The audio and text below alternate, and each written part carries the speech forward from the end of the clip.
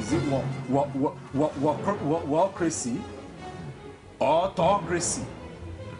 Or what type of crazy is that? Except crazy. News making the headlines. Black Maria is to carry criminals, treasure looters that are in government today. Sometimes it gets confrontational. Slap you in the face. Excuse me, don't put words into my mouth. Whatever it is that will bring our military to disrepute, I say to hell On with it. Core Digest, I want to know why I should be believing them. every weekday, we bring all of these together and take them to the court of public opinion. Everybody have the right in Nigeria. Where you are the judge.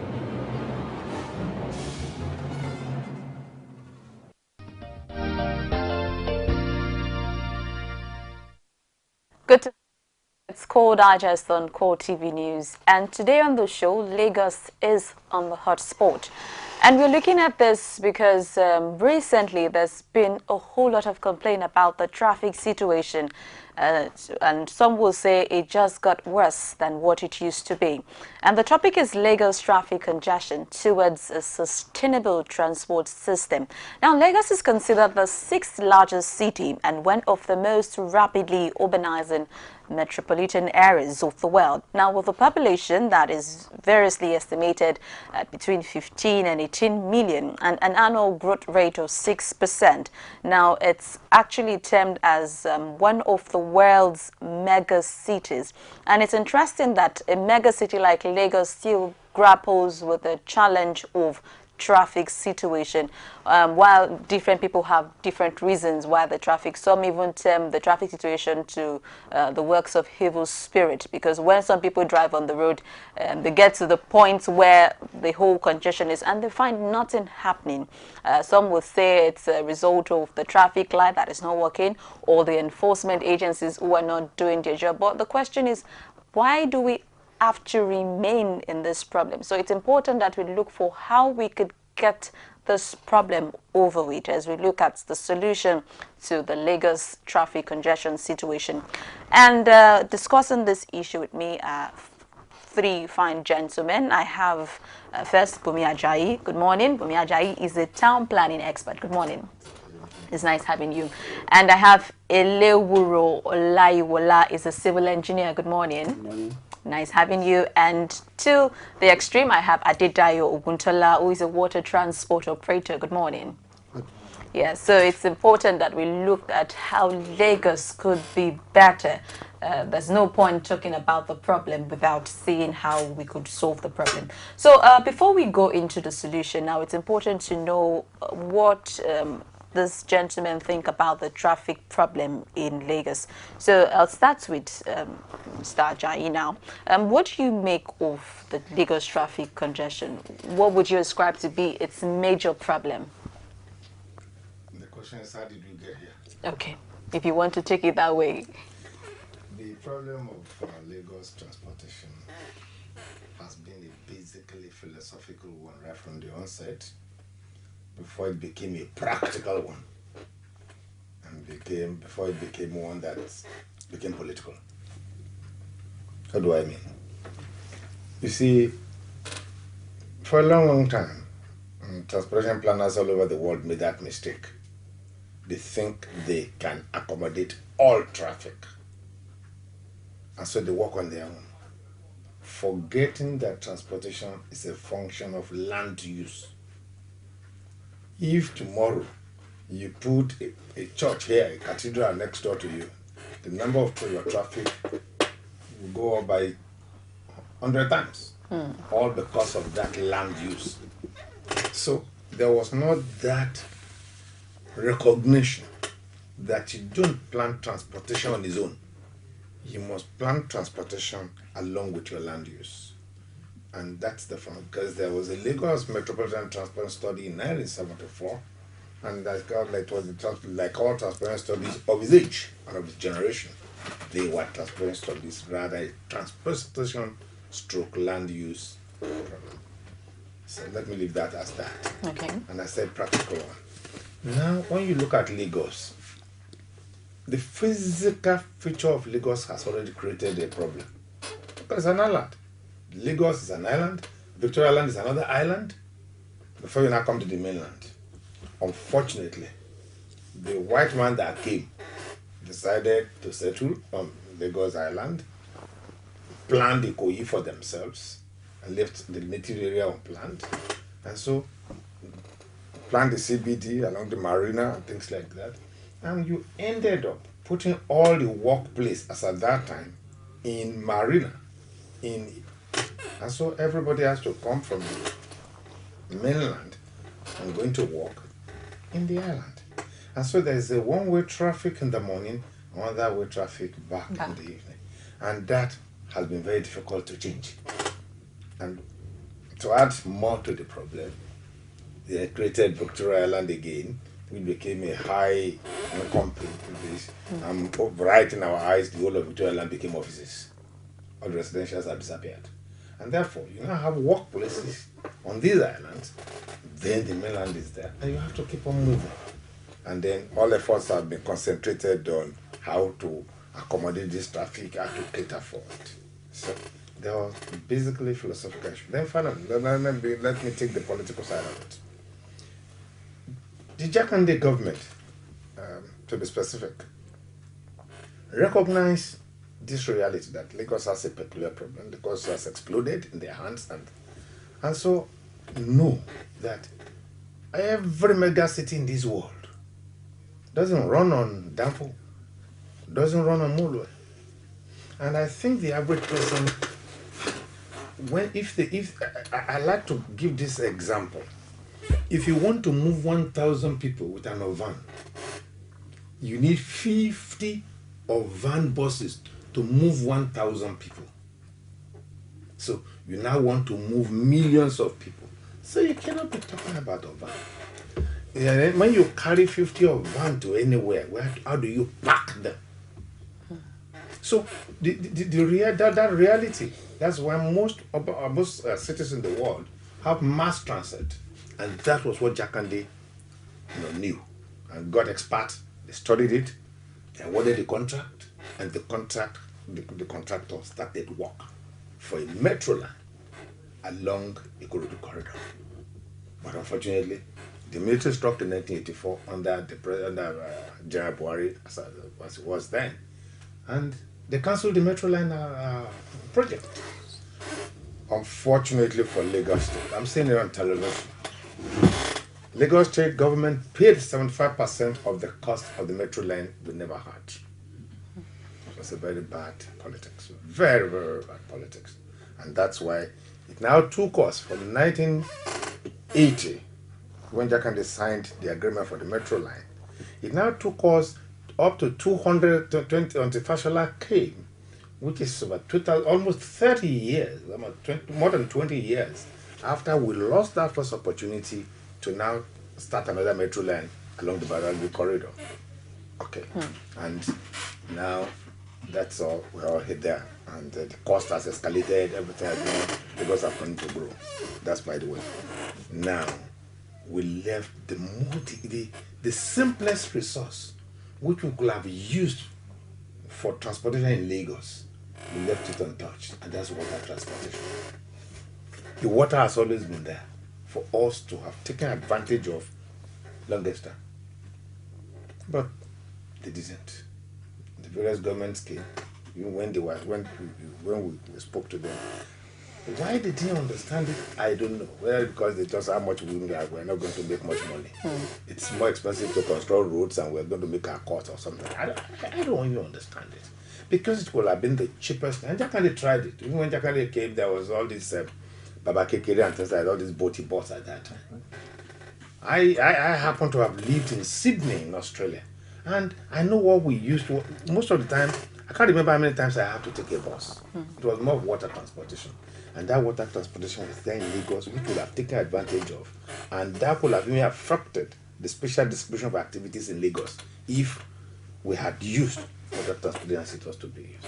Okay. I mean, so I want to leave my matter there. That's and, quite some allow my other colleagues historical background to what led us to this situation. And now, before we go to the water transport experts, Elewuro is actually doing the research on the congestion situation in Lagos, and of course you must have found out some things aside from not so good government policies affecting us now. But what are the other findings you've made on the issue of Lagos traffic? All right, thank you. Actually, I want to start from the geographical settings of Nigeria, Lagos State in perspective. I think the largest state in Nigeria is Niger State, with about 75,000 plus square kilometer. So Lagos is the smallest state in Nigeria. That's about 3,577 square kilometer. And we all know, like Riley said, being the smallest state, Lagos State is the largest populated state in Nigeria. I think the last national consensus, it was estimated to be about 70.5 million. But according to the rough calculations made by the states, okay, they assumed, and the United Nations said, with the growth rate of Lagos, the annual growth rate between I think 6 to 8%. So at the end of 2015, this very year, Lagos should be at most 21 million population-wise. Like my Dr. Riley said, the water. Let me go briefly into the water now. From the 3,577 square kilometer in Lagos, the water has already occupied 22%. That's about 7,878 square kilometer. So automatically, I think we have already natural made source to do our transportation. But now, like there is this Mr. Weber said, traffic congestion is normal. Wherever you see any city that's growing, it's a sign that fine, there is an improvement, urbanization is coming up, so automatically you must expect transportation. But despite because of the urbanization and the socio-economic progress, are we considering the population growth? Are we considering so many factors attached to Lagos zone? Lagos seems fine center of excellence, but I call it heartbeat of Nigeria. Shut down Lagos business-wise. I think Nigeria is down. Even not only Nigeria, West Africa as a whole. So many factors are coming in, and now Lagos, the traffic congestion is coming up daily. It's even improving. People are coming in, commuters, business, activities. The land use is there. At least in Lagos, we have the commercial aspect, which is even more larger. The agricultural activity seems to be smaller because I don't think Lagos is actually much dwelling in agriculture. Agricultural activities, we have e-commerce and the likes. But the problem has started when I think the government, I might not say the state government, I might not say the federal government, but the problem started when they failed to have encompassed other modes of transportation. He has talked about the railway system, he has talked about the negligence on the water. The airport or the air transportation is not affordable to all. Even the local flights talk about 40,000, 50,000, Lagos to Rivers, Lagos to Abuja. So not everybody can afford it. So all we have here now is the road transportation, which is so much exhausted. At least there is this study which says in Lagos Island in a day, I think we have about 500,000 vehicles that comes into the Lagos metropolitan. 500,000 vehicles, out of which 75 of them are privately owned vehicles. Which brings to the question of the number of vehicles acquired by Lagosians. Yes. And now I'm going to direct this question to the water transport operator. You've been in this water transport business for 14 years now. And the question is that, do you think Lagosians would really see that as another option other than riding their exotic cars, even when the traffic is killing? Please, let me correct the impression. The company actually has not been in the water transport business for 14 years. Okay. The company was actually incorporated in 2001. Okay. Be that as it may, that notwithstanding, we have extensive experience in water transportation. So if you're going to rate the year, how many years as water transport now? Well, 20 We started in 2011. 2011. Yes. But now, it is, I agree with my earlier speakers, the doctor and my dear brother here.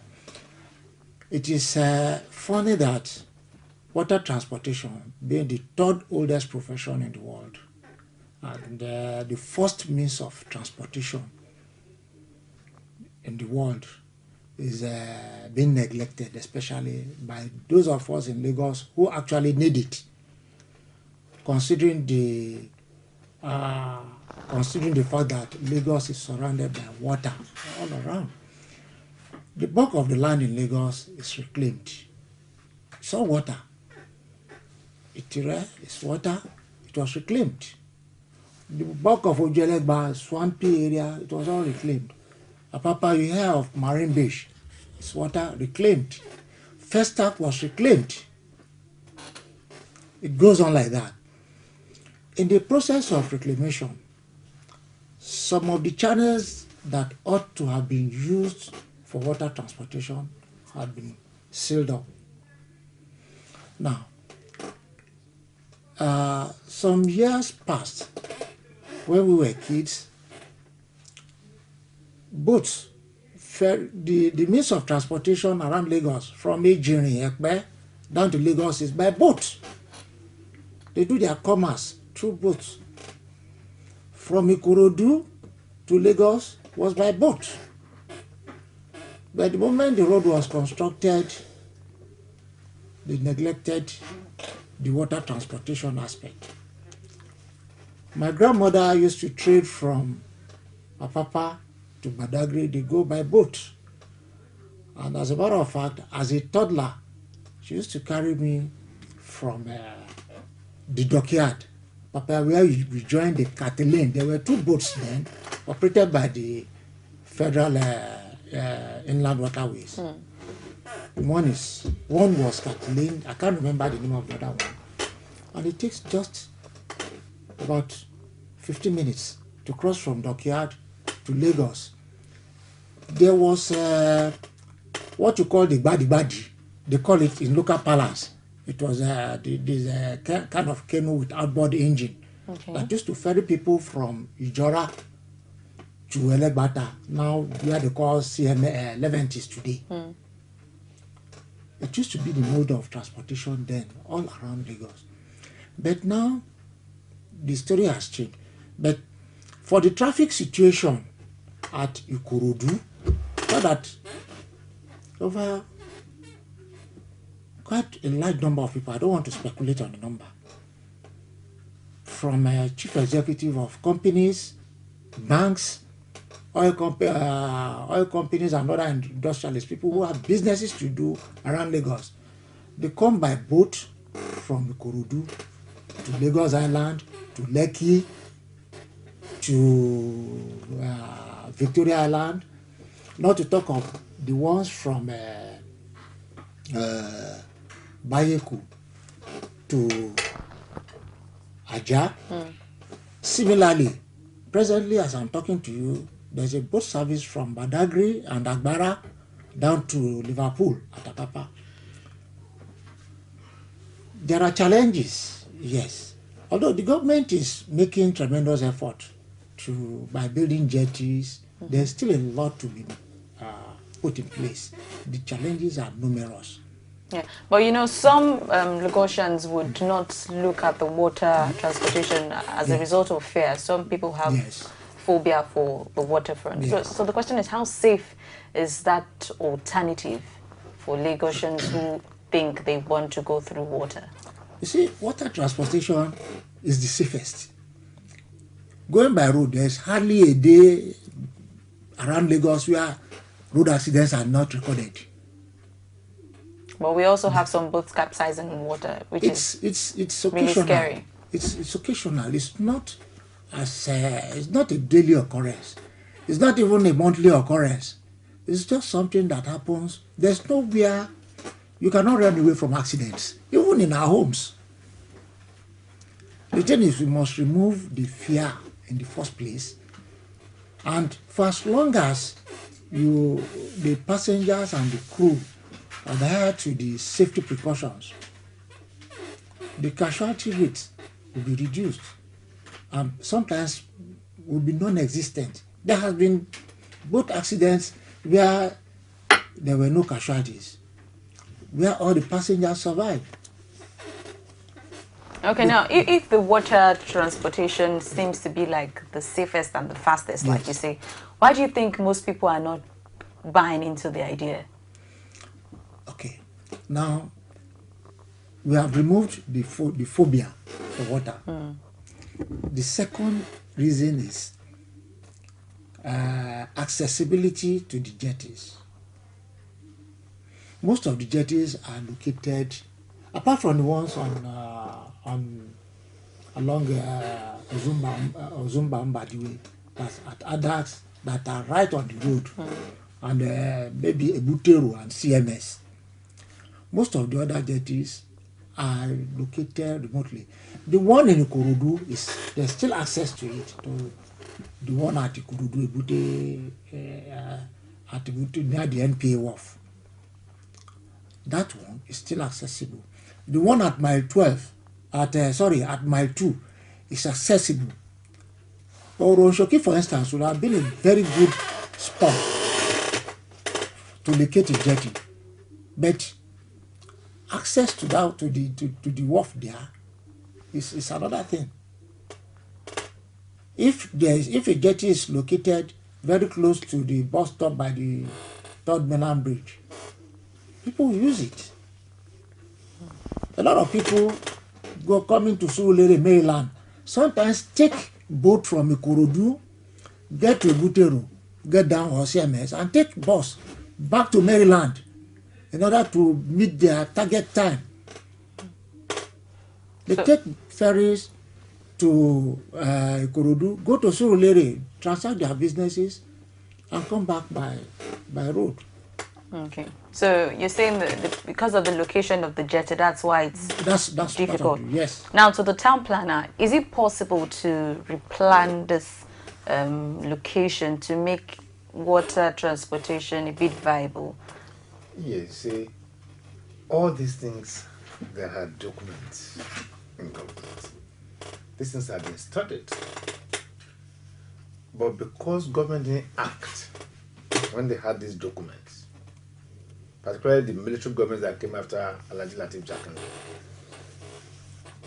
people who got wind of government wanting to do something like that went to acquire properties there because they know the moment the place become accessible, the property values will go up and built up the place, and therefore it was not easy now to acquire, like Oworoshoki particularly. It was very painful because the land was there for the jetty for a long time before the people now went to sell it and things like that.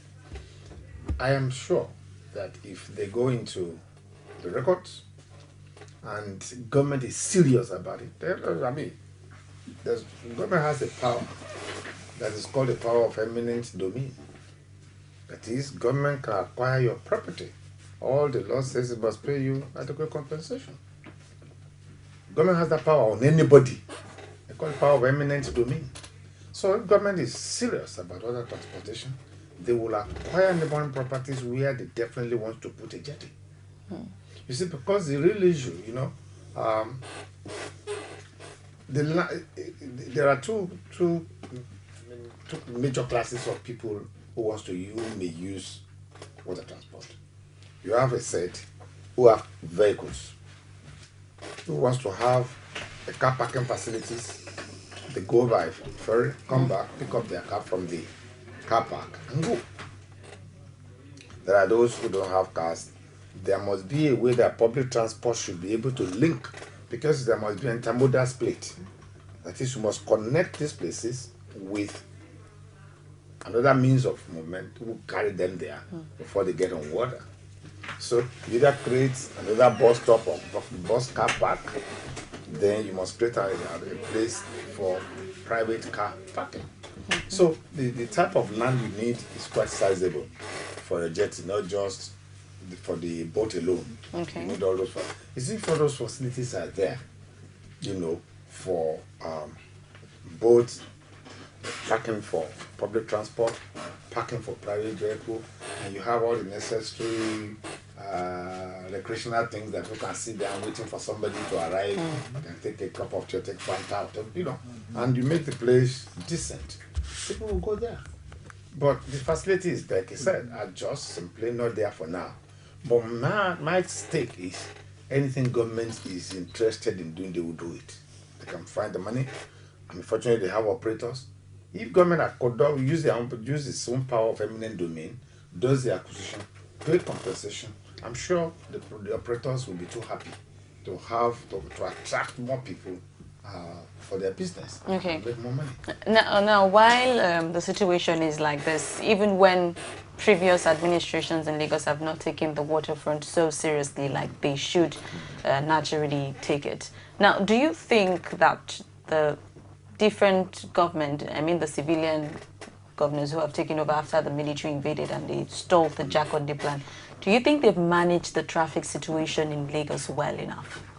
You see, there was a backlog of problems that they really had to. It was such a load that they had to start sorting out the problems one by one. And they had a big Lagos metropolitan transport, and they have this Lamata organization to start. So you see, they took some time to do very good planning. There's no doubt about that for Lagos for now. Okay. Now, and they started the implementation. And this is what delay causes you. It becomes so expensive. Okay.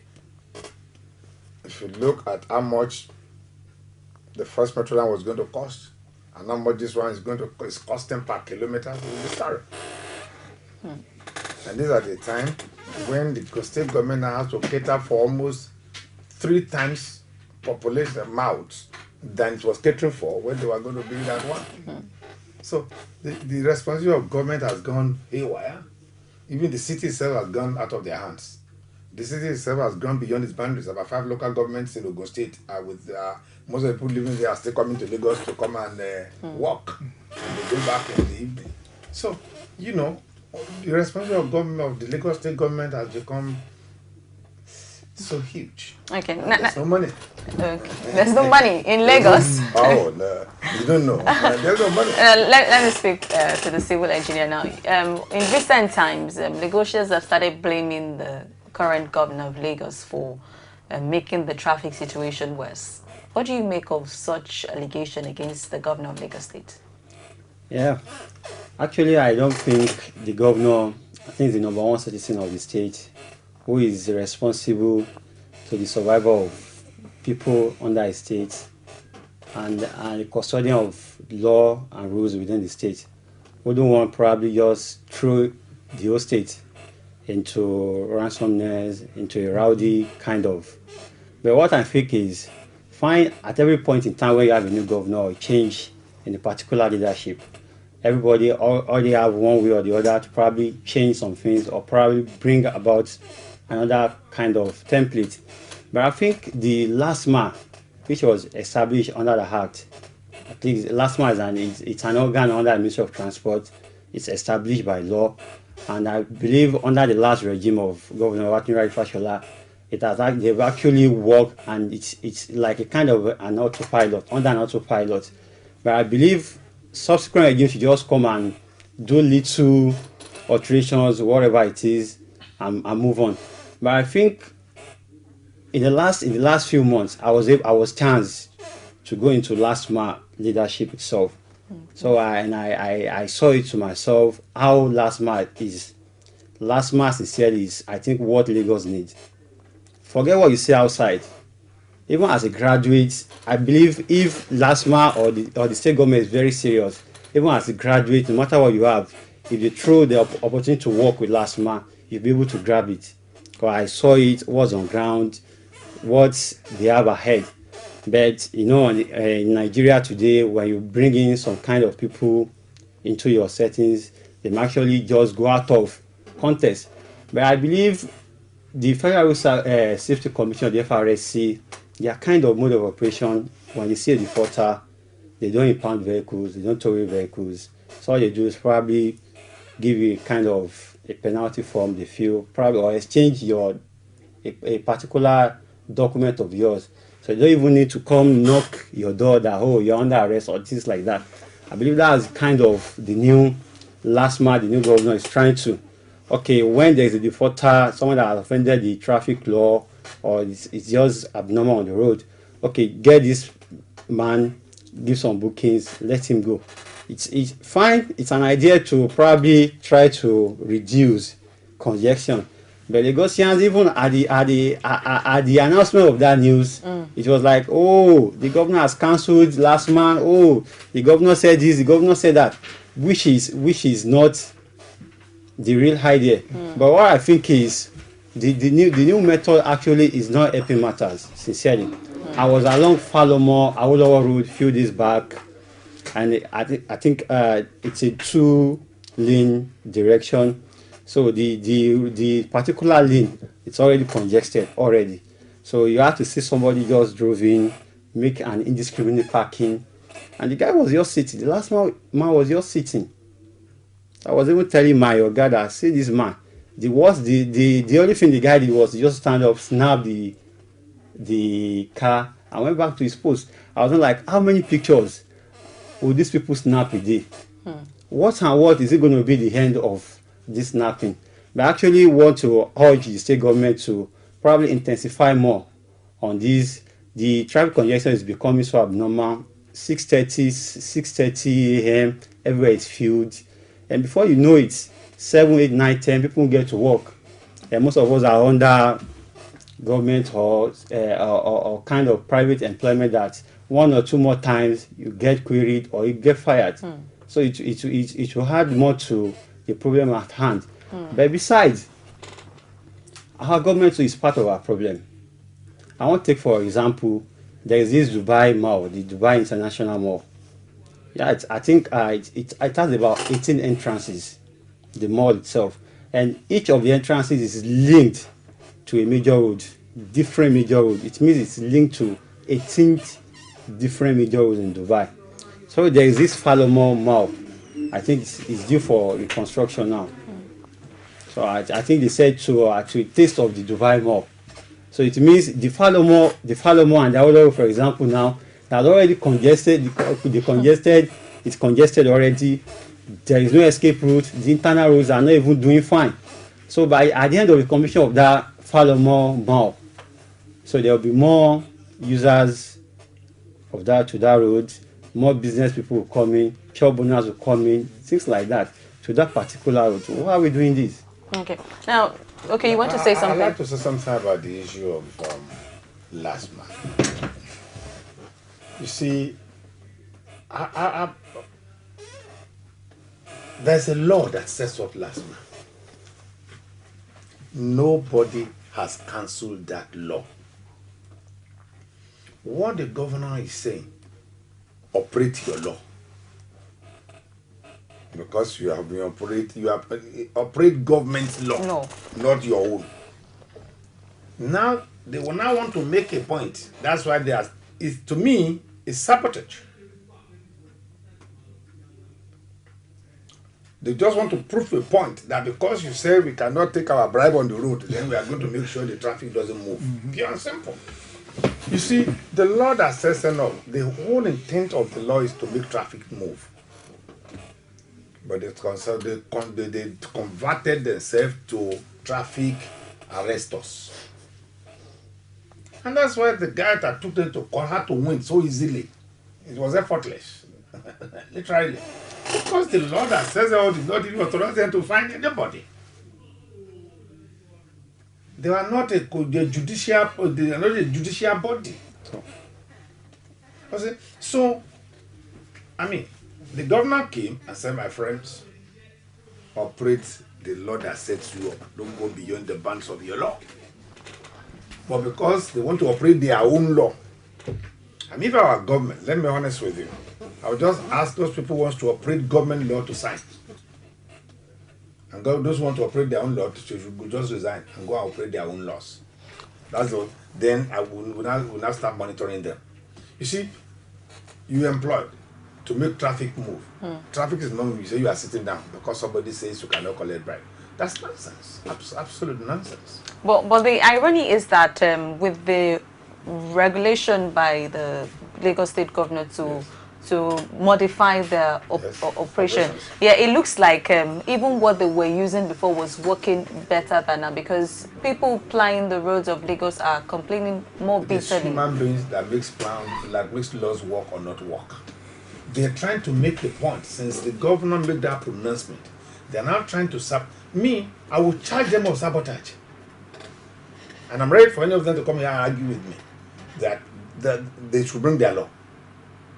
You see, a lot of the problem about traffic and things like this, there's issue of bad roads now. A lot of the roads have gone bad.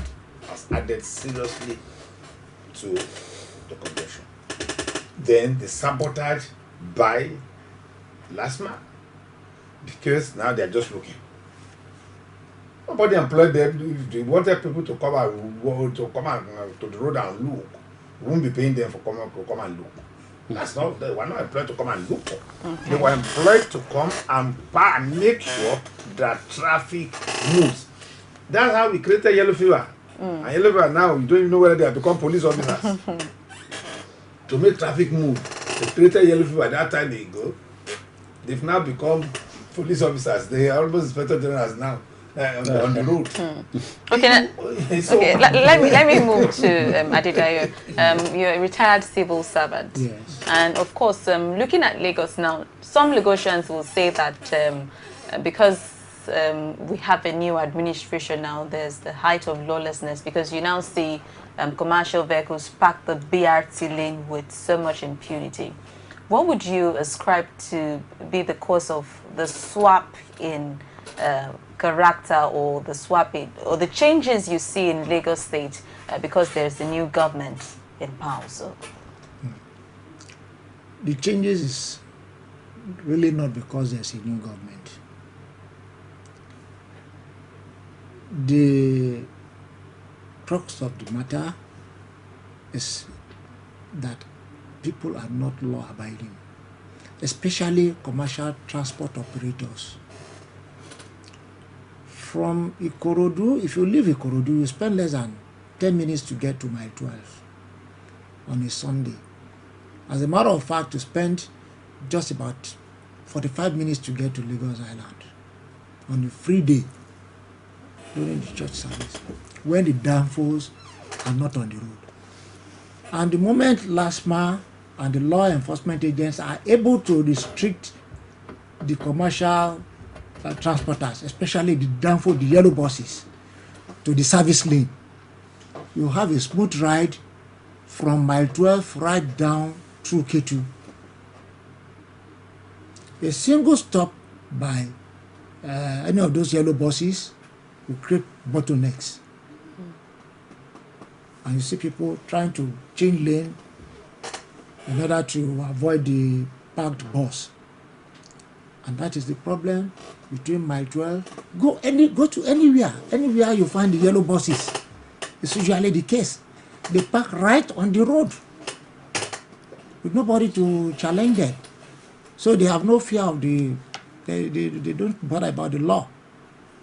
They take BRT lanes as if the BRT lane was meant for them. So as a matter of fact, I will advocate that there should be a substitute for the smaller buses. I guess that was why the former governor created the BRT scheme. There should be substitute for them. One, there are too many. There's hardly anybody you can hold responsible for their actions. And they have an association, the NURTW in Lagos. The NURTW in Lagos. This morning, I left my home at 6 a.m. I got here almost at about quarter to 9. Thanks to the traffic enforcers, the police, the LASMA, and the NURT members. But the moment they are not on the road, no, just forget it. There's a point I want to state here. A good number of the yellow buses are owned by some of the LASMA personnel. That's why they cannot really do anything to them.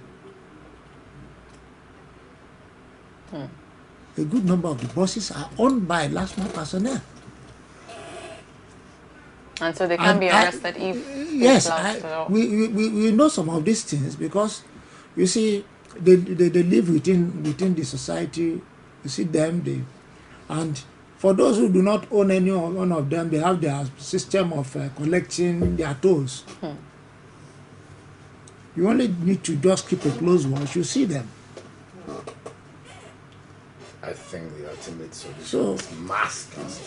So the BRT. yes, unless you have mass transit systems. But it appears that is not really enough for Lagosians now, because even when the BRT came, The BRT is a form of mass transit. You see, But it's like the train they are doing on Badagry Road. yeah.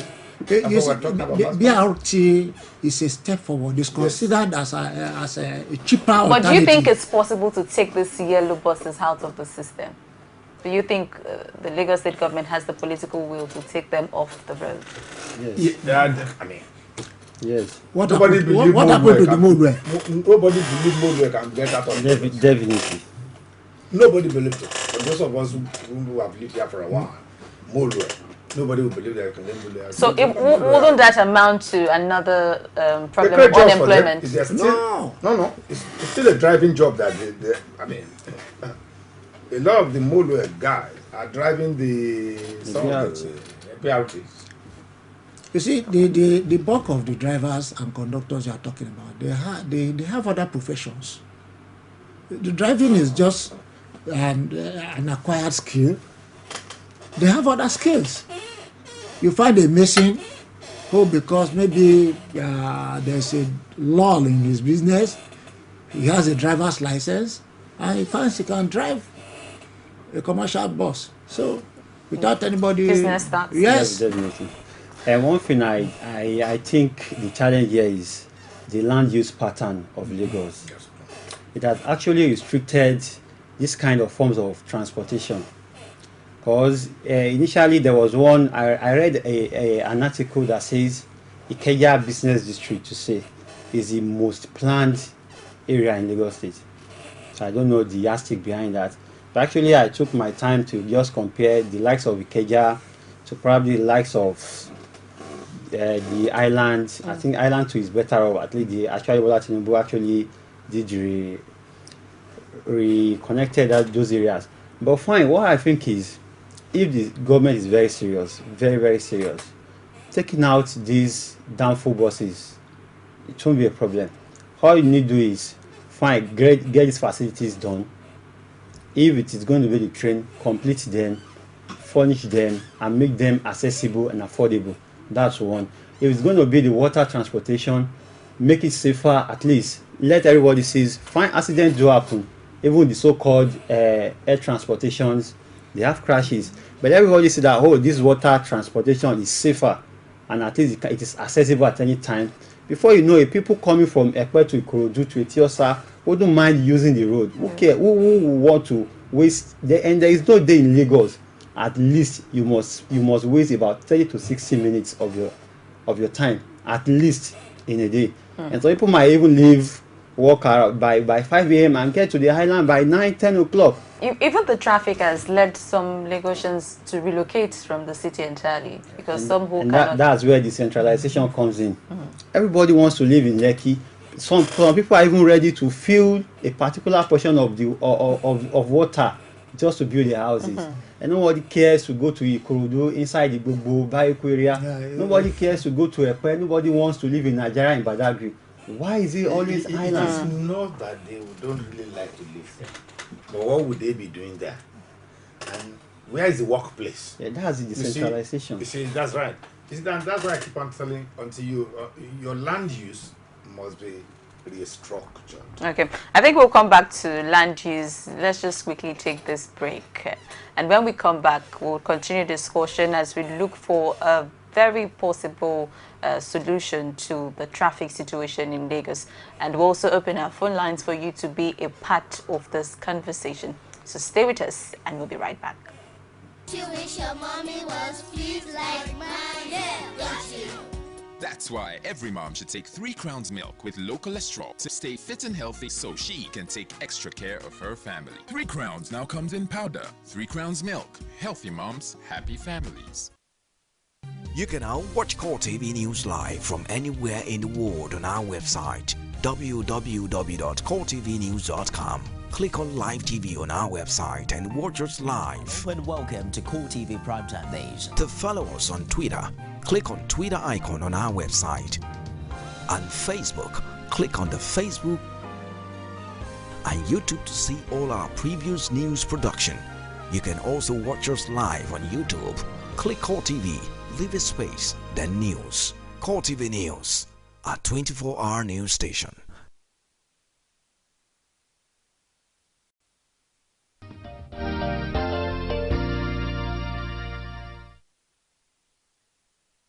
Good to have you back on the program. It's still Core Digest and Core TV News. And as we look at Lagos traffic congestion towards a sustainable transport system, it's important that we look for an easy way out for Lagosians who, some would say that they spend most of their productive hours in traffic, and when they get to wherever they are going to, it's either they are worn out or they just want to have a break, which really affects the economy. And so it's important that we look for a way to this menace most Lagosians face. And as we go on, of course, Dr. Ajayi was talking about the land use system in Lagos here before the break. Yes. For us to make any significant impact, we must have said the first question. Why are we in Lagos? Why are people coming to Lagos? Not coming to Lagos to come and watch the bridges. they're in this state because there's business here. There's job to be perceived. When they leave their village, make themselves believe there is money on the street in Lagos and they've come to pick their own part of it. It's like the small London. So, but whatever it is, the truth of it is still that even when they get here, they still have a hope that they will get a job and things like that. Okay. But now, where are the jobs? Because when you talk about people wants to look at where the job is before they start looking at where they live, and the cost, the renters near the place where their work is impossible. So they have to live very far away. And they work in Lagos. Okay. Now, historically, let me cut you short, sir. We have a caller. Oh, okay, continue. Historically, the jobs have been on Lagos Island. Has been Apapa, Industrial, the Wharf, and the Marine. Just, then Ilupeju, Oshodi. These are some of the little cells where the jobs are now. But people are now living as far away as Ikorodu, Baiko, and the rest of them. Why don't we create another growth center in Agbowa area, for example? But so that some people, you see, okay, you have a large crowd going to Mowe for now, and the number is increasing now because of this industrial estate that's now growing up at the interchange in Shagamu.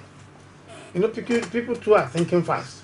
As they see government and they see the direction activities are going, they start doing their investment to catch up on those in that area. Okay. And that's why I find a lot of these very sharp guys who are doing all their housing estates there. All these housing estates, they advertise. And that is because they have information. They realize that industries are going in this direction. And they want to be a part of it. Have to be there. Okay, let's just take this call. Hello, good morning. Good morning. Yeah, good morning. Thank you for joining us. Tell us your name and where you're calling from. Okay, Suleiman, can you speak a little bit louder? We can hardly hear you. Okay, can you hear me now? Yes, I can. So go ahead. Okay.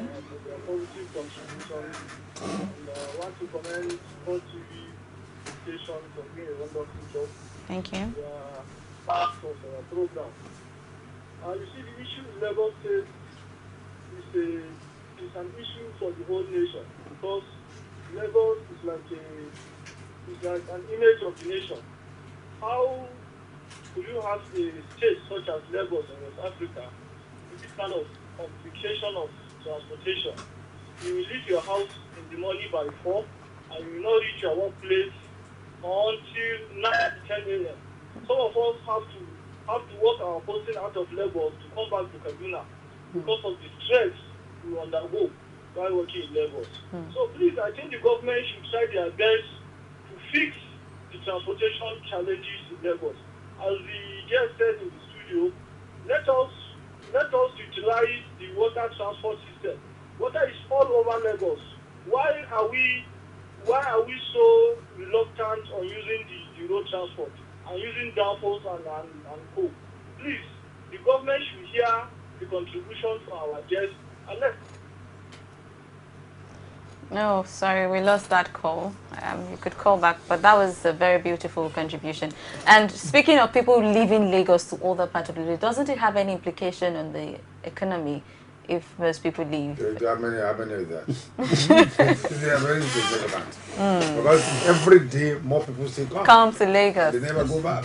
And you wonder how people live under the bridge, stay at very unconducive places because they are too ashamed to go back home to their villages. And definitely there is always be an income. He made the point that Lagos is like a mini Nigeria. That's true. Lagos represents Nigeria. If you go to Mile 12 Market or Ibutero, you find a number of illiterate women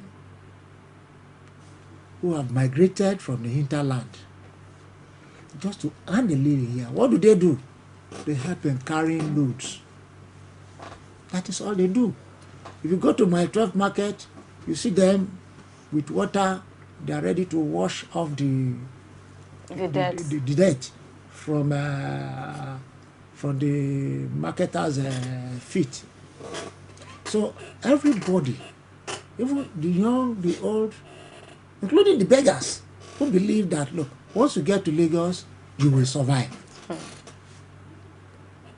See, what it means is the government has to make some kind of provision for all these people. There's no way you can restrict them. Lagos is like a honeypot. Everybody will always come. Come. Let's just take this call. Yeah. Hello, good morning. Hello, good morning. Yeah, tell us your name. Yes, I can hear you. Tell us your name and where you're calling from. Okay, I'm Uzoji. I'm calling from Taraba. Okay, Uzoji from Taraba.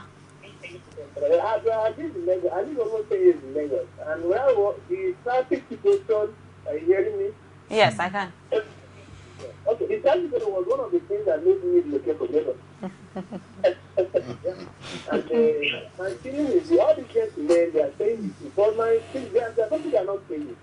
The insincerity of the past administrations in Lagos is because of what is happening in Lagos traffic. They know this is here. And that is the truth. You can't tell me that somebody will be a governor for 8 years and will not have a market. And all of them, they travel to Dubai, they travel to London, they travel to Paris. And they still have those places to work. And they come back here and do nothing. So I think the insincerity of our leaders, especially local government, is the main cause of the traffic in Lagos State. Not people coming to Lagos. People will come to Lagos. That is it. Okay, so what do you make of his allegation? No, but as part of the thing I said, they were political. He used the word insincerity. I don't think all of them are totally insincere because it takes some time to plan. I mean, they're already doing Badagry, the mass transit of Badagry Road takes years to plan it. It takes years to negotiate with the financing agencies, international financing agencies. They take years to construct. I mean, it doesn't happen overnight. Okay.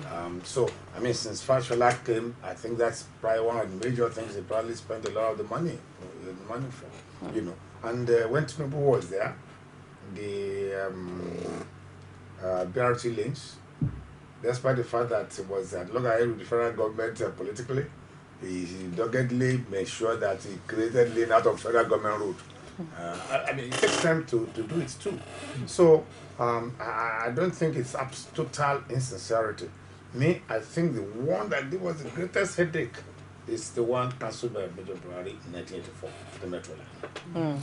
The Metro Line. And now, which takes me to the question, what do you make of a maintenance culture in Nigeria? Because if some people are going to speak, they will say Lagos was not like this before. It used to be a whole lot better. We had trains working, we had a lot of things working, and there used to be a kind of water transportation system, but now it looks like private investors are just coming to bring up that part. So are we saying that we need, even with the traffic regulators, are we saying that we need another set of LASMA, FRSA people to make things work in Lagos? Over time, I don't always want to say the military did not do much in Lagos. It were those military governments that they were running Lagos. Whilst they were enjoying themselves, Lagos was growing. At the time they woke up from their slumber, Lagos has swollen. That's why, so large numbers. You know that Lagos state government today is catering for many mouths. Doesn't even know. So definitely not less than 20 million people. Yes.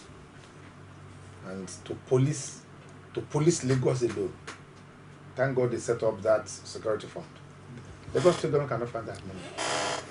To carry waste in Lagos, they can't find that money. You know, so listen that they said government used to do. Yes, government used to do it because if the numbers were few. But with these numbers now, they can't find the money. And unfortunately, the federal government ought to have given a grant to Lagos annually for the use of the facilities in Lagos. I mean, the port is there.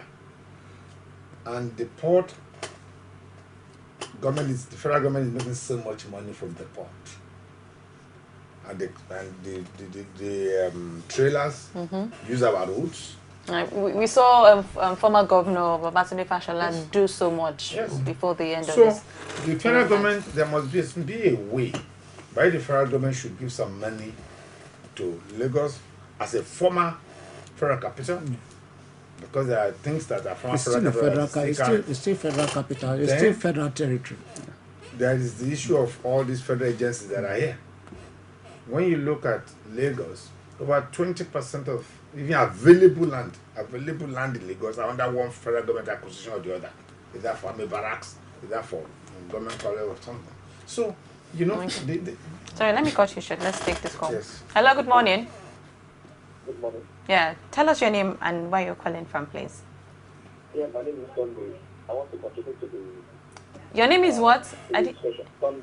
Sunday, from where, please? From Ikorodu. From Ikorodu. Okay, go ahead, Sunday. What I want to say this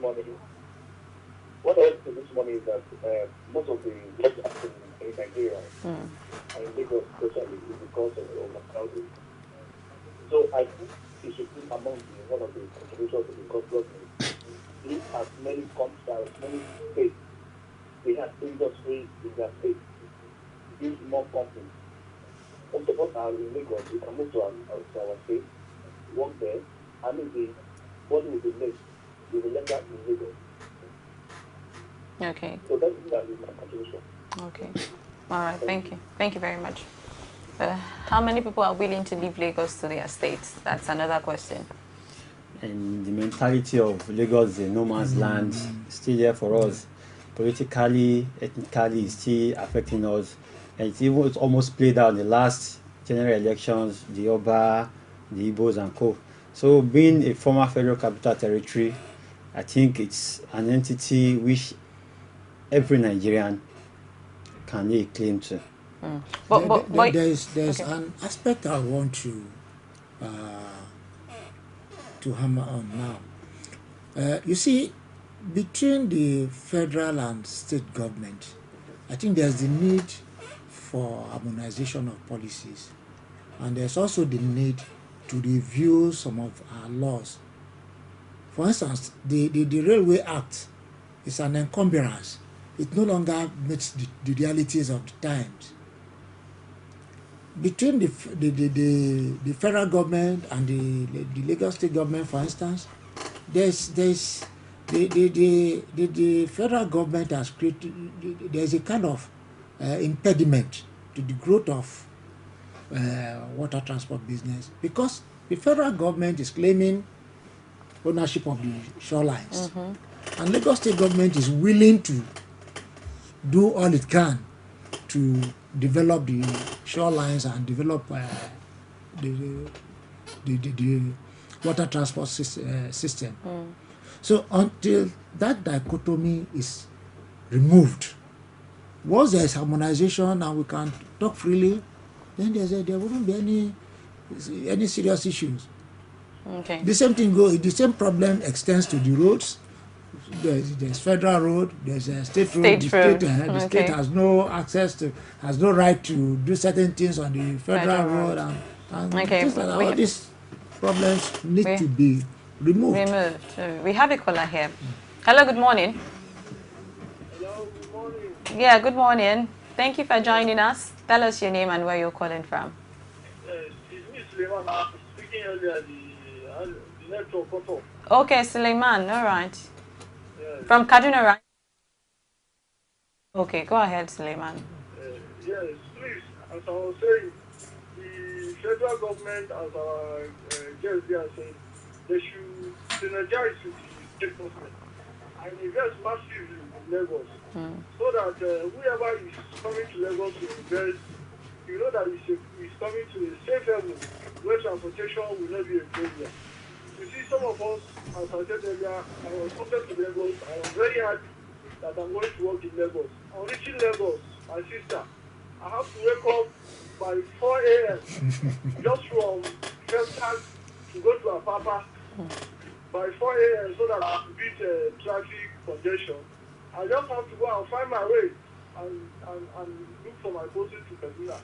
So please, Lagos is a good place with good people, you know, and a very suitable place for business. So please, the state government, you see, like Raji Fashola, the previous governor, has done a lot in Lagos to improve the transportation system. The governor Ambode that is coming on board now should please try this possible way, because the transportation is getting worse now.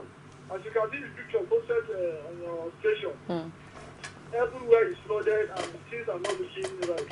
Please, the you people should try you people should continue the good work you are doing, and tell the state government what they ought to do to assist the problem. All right. Thank you. May God continue to help you in your work. Thank you very much. Thank you. Now, the population is something that Lagos has to live with, because even as much as people are leaving Lagos, some are coming in, like Dr. rightly said. 10 will come back. 10 will even come 20. back. Annually, 600,000 come into Lagos. And so we know that the population has come to stay, and of course with the planning area where we got it wrong. Can we say that we have hope in Lagos with revamping the congestion, or is this something that we are going to live with for the rest of our lives? You see, no city has gone dead because of traffic. Sure. Activities will start relocating. You can see factories moving out of Apapa now to Shagamu State. That's how. Shagam, Kurudu. That's how it will start happening. Just that those decisions take some time to take by corporate organizations and then to implement. But if you see the rate, I think about 17, from the report given by the commissioner in Ogun State, I think about 17 new factories were opened in Ogun State last year. And if you are going about the road now, you destroy a lot of. When you look, if you take time to look, you will see fence all over the bush and people trying to construct a lot of things. So people will start relocating.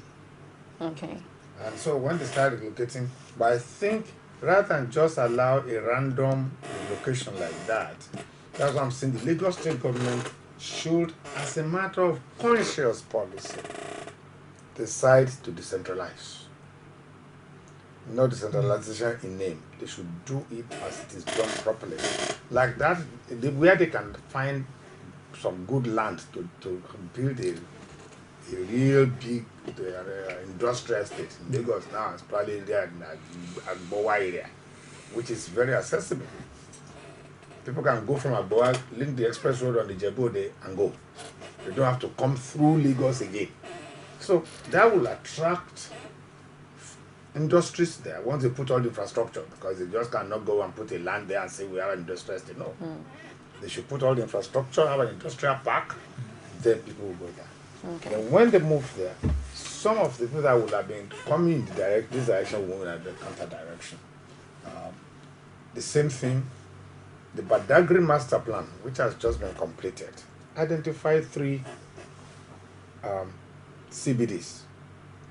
One in Mile 2, one in where this cantonment is. Yes, John Road, and then the final one in Badagry. Now, yes, you have put it in a report. Where is the implementation? What conscious effort are you doing to make them proper CBDs? So that everybody living in that house doesn't have to come to Lagos to buy anything. There's some of them find the offices there, they find the activities there. You see, and this is what I mean by land use. You see, there's no point doing all this master plan which Fashola has done. The next step of it, the new governor should take the master plans and start implementing all those policies that are in there. Okay. That is the only way, by redistributing income, that we can improve the traffic. Okay. Now, there's one thing for the traffic side of it. You see, most of the heavy goods that are transported by road shouldn't have been transported by road. They ought to have been moved train, either by train or by water. You see, the custom jetty at Ikorodu was meant for that purpose. You have some industries there. Most of the goods, rather than going by all these containers that fall off on the road, on and off, should be moved by water. It will create other businesses, it will create other avenues for people for growth. The same thing the Badagry axis. I remember, if you still go, if you go to... Let me quickly cut you short Yes. there. Hello, good morning. Oh, we lost the caller. Okay, so go ahead. Yes, if you go to Ikeja and Apapa, Ijora, you find railway tracks going to some industries like Guinness, like El Dorado, even this heavy structural steel company at behind the Fela's Shrine, Fela's house, Fela's former house at Surulere. Yes, there's railway track that goes there. Costain. So you don't have to move. No, not Costain. Okay. I'm talking of Moshalashi. Okay. You find railway tracks leading into the company that moves all this heavy equipment, heavy goods. So the roads are preserved. Yeah, but you know, talking of preservation of the roads, you know, when the new governor of Lagos State emerged, he looked at the time, of course, with what happened in Nigeria, but when heavy duty vehicle fell off the bridge. You know, after setting out the law that there should be a time for these vehicles to move, you know, it met a brick wall, and we saw the association saying that they really can't move at night because of security and all that. So if the government is coming up with policies and laws on one hand, and the other part is that how workable are these policies in Lagos? It's decadence. It's things, you see, things have taken too long to change. Okay, let's just take this caller. Okay. Hello, good morning. Oh, we lost that caller. I guess we have. Now, you see, subsequent governments have been negating master plans that have been in existence. They relocate, I don't know by what yardstick or by what standard. Town planner is more qualified to talk on that. But take, for instance, the whole of Lagos State, the recreation facilities, the major recreation facilities are located at the same locations, Surulere, with the exception of the road park. So, at Ikorodu, I doubt if there is any. I understand there is a stadium somewhere, but is it put to use? talk of any other place in Lagos. So that's part of the land use we are talking about. I know people in Apapa don't find it very funny. Talk of Ikeja. Apart from the Agege Stadium, I don't know if it's functional or if it's adequate. The whole of Alimosho. So all these things. Okay, we have a caller here. Hello, good morning. Yeah, Mr. One Neck, calling from Kumasi, Ghana. Okay, 1 acre from Ghana. All right, go ahead, please. Yeah. What I wanted to say is that about the example driver issue. I believe that every vehicle, before the vehicle is put on the road as this is a commercial vehicle, the license office register the vehicle and let the driver know how many passengers that is supposed to carry. It's unfair. When you go to Lagos, downfall are carrying 4. Even the conductor has to hang on the door. I have some pictures because I was in Nigeria last week. I have some pictures of some of the conductor hanging on the door. I wonder which type of British colonized Nigeria. You can't see such a thing in other African countries. Hanging on the door, one. Secondly, they carry 4. How can you load that vehicle 4? Even on van in Ghana are carrying 3 with the where the conductor will use to be 2 and the conductor will have to sit. You tell me, check the cost of the fuel in Nigeria and check the cost of fuel in Ghana. They are carrying passenger normal. Then another thing, how can the National Union collective money on the road like animals, chasing driver anyhow, carrying seats? It doesn't look any good for Nigerians. When in other countries, when you go to the station, you pay your ticket for the whole day. Then when you move, you stop at the bus stop. You don't have to every place and carry passengers. When you stop at the bus stop, the person will alight, another person has to enter. So the main thing that causes traffic in Nigeria, those buses, they stop every place they like to pick a passenger. Then they should control the way they load. Thank you very much, Wanika. Yeah. Which takes us to the agencies managing the roads. Like it talked about the behavior, the behavior of the average road user, and in fact, in fairness to the security operatives, you see them using sticks to hit the vans of these drivers to move off the road. And the question is, how long can we continue that kind of system? And with the sideline that the Lagosians are saying that the governor of Lagos style of taking the pictures of their number is not working. So what could be done to manage human behavior to do the right thing? Yeah. Actually, I will probably term that as a kind of a corrective measure. Sincerely, the chairman of LCC, the Lekki Concession Company, at a particular conference said the major problem of traffic congestion in Lagos is the road users' attitude, behavior. And the first thing is, do we actually consider people behind us on the road? See, her behavior totally is bad. Say at a particular time within the year I was in Benin Republic, actually I was just like, wow. See, the right of way, when we mean right of way, the pedestrians should have their own rights on that particular road. The vehicles should have their way. But here in Nigeria, even a big man coming with a Ferrari Jeep feels the man in a very small Camry should just pave way. He doesn't even recognize the people walking on their feet. So that attitude is bad. Even if actually we bring the world's traffic officers or the police to Nigeria, they may actually not be very fine. Because it starts with us. Even the extent of the congestion in Lagos State for now, I think it's not totally bad if we can actually put some corrective measures within us. See, it's not everything that requires road expansion. There are some particular roads in Lagos that their capacity-wise is still very okay. But it has been abused. We have the on-street trading, we have the indiscriminate street parking, we have the traffic driver behaviors, even the officers in charge. You know, even in Lagos, we have some commercial buses drive on the culvert where, and you see, you know, somebody from Ghana, from all these Benin and Treasure, they cannot understand. Why can they not understand? The whole population of Ghana. It's not about half the population of Lagos. It's not even up to the whole population of the country, all Ghana. And so, they don't have that type of massive human beings we are talking about here. So there's this issue of massive human beings assembling in one point called Lagos. Also madness all over the whole place, assembling here. So, I mean, it's very difficult to put order in these things. But okay, let's take this call first. Hello, good morning. Hello, good morning. Yes, good morning. Tell us your name and where you're calling from. Good morning. Yes.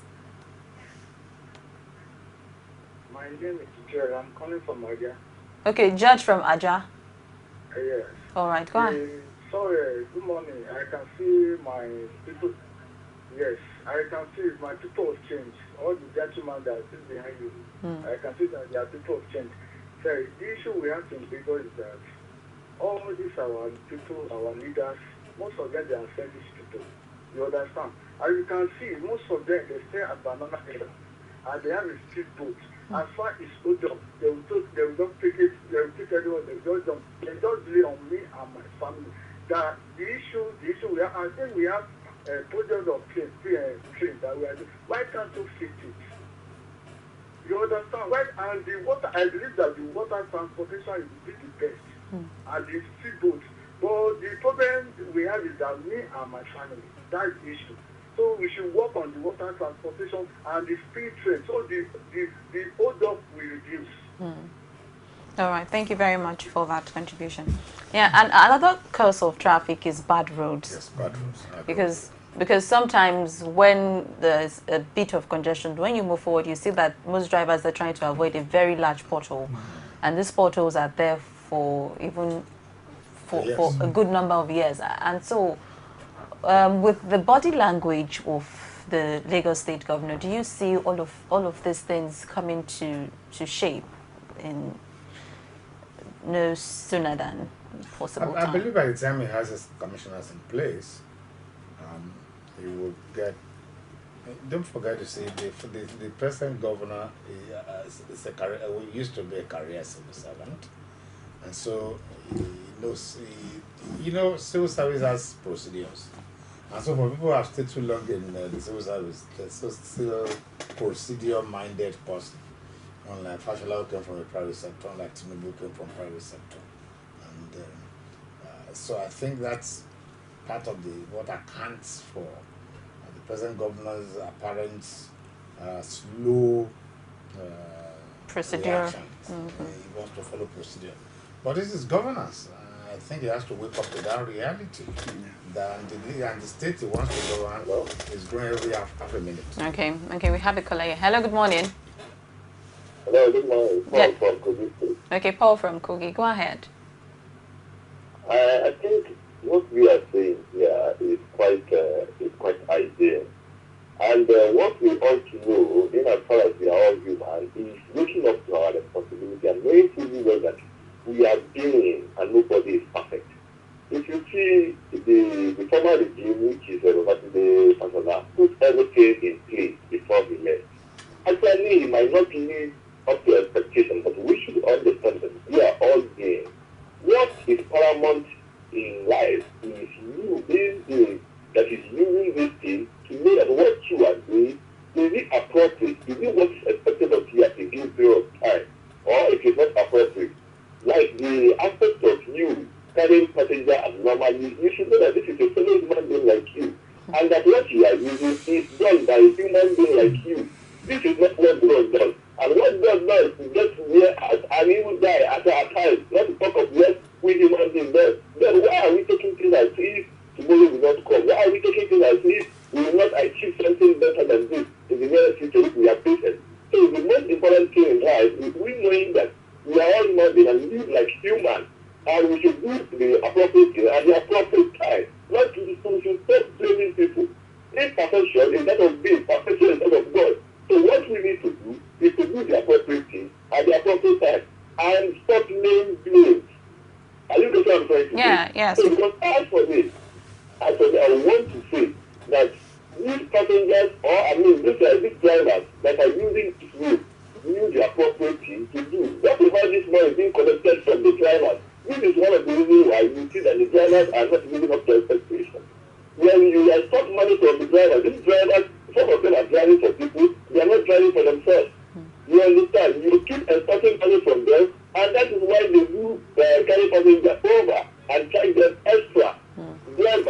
making cutting harm on the head to people.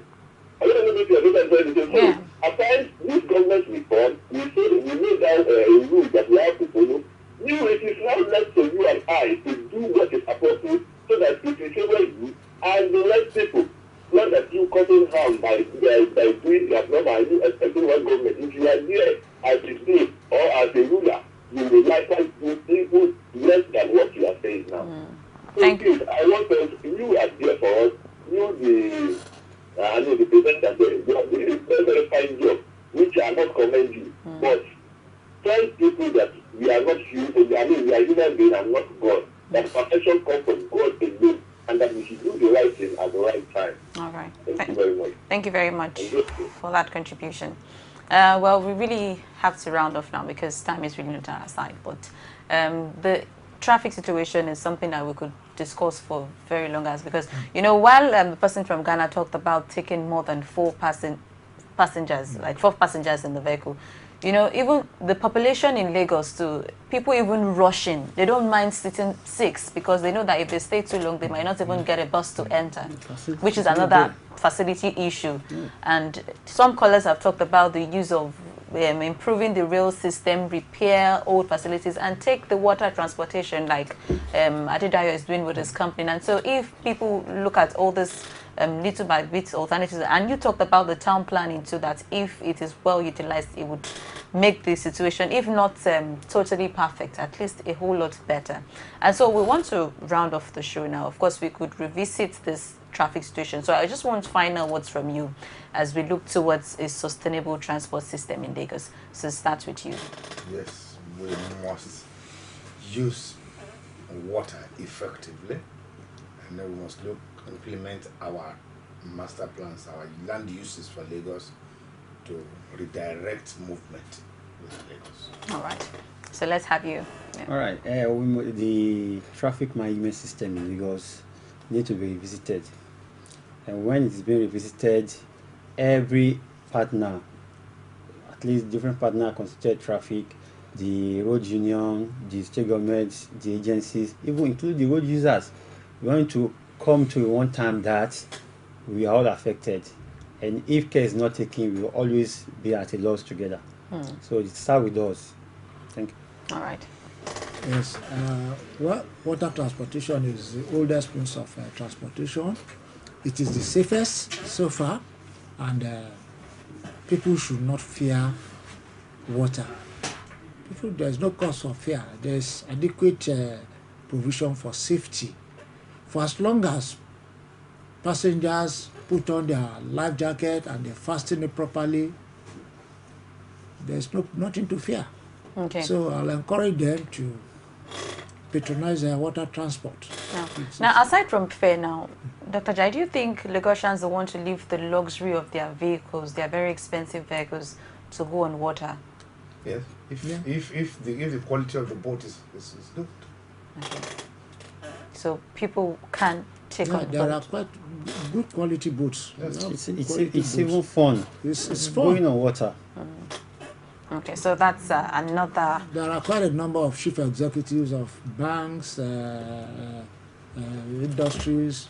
And how affordable is the water transport system? Yes, it is affordable. You see, managing it, the only challenges we have is the channelization of the waterways, and then installation of buoys to create paths for the captains, for the boat operators, especially during Harmattan and foggy weather. So apart from that, with the government coming in to take up that responsibility, removing wreckages, and of course the activities of loggers and fishermen really need to be regulated, because it creates a lot of hazard for boat operators. Okay. Loggers, LASWA has been doing a tremendous job by removing logs. It is out of their shadow. It is not in their shadow to remove logs from the waterways.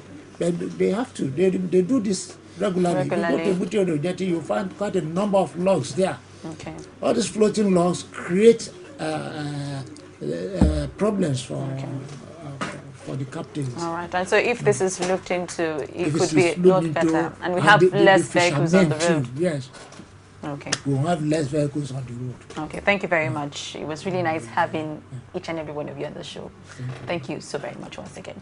All right, we want to call it a day on Call Digest. We looked at Lagos today, so you feel free to tell us what is happening in the state, especially something very significant that is really causing a whole lot of trouble and you'd like us to discuss. We have our WhatsApp platform, we have our Facebook and our Twitter handle to share your views, and we're hoping that as we looked at the Lagos traffic congestion, we hope to see positive changes in the nearest future, which